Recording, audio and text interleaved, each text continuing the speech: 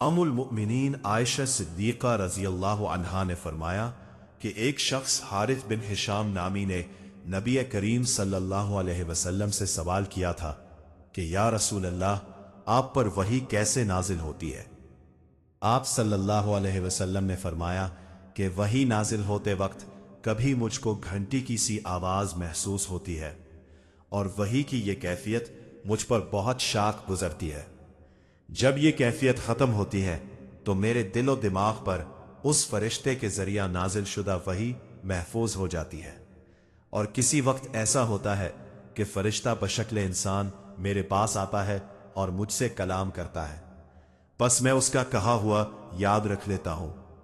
عائشہ رضی اللہ عنہا کا بیان ہے کہ میں نے سخت کڑاکے کی سردی میں نبی کریم صلی اللہ علیہ وسلم کو دیکھا ہے کہ آپ صلی اللہ علیہ وسلم پر وحی نازل ہوئی، اور جب اس کا سلسلہ موقوف ہوا تو آپ صلی اللہ علیہ وسلم کی پیشانی پسینے سے شرابور تھی۔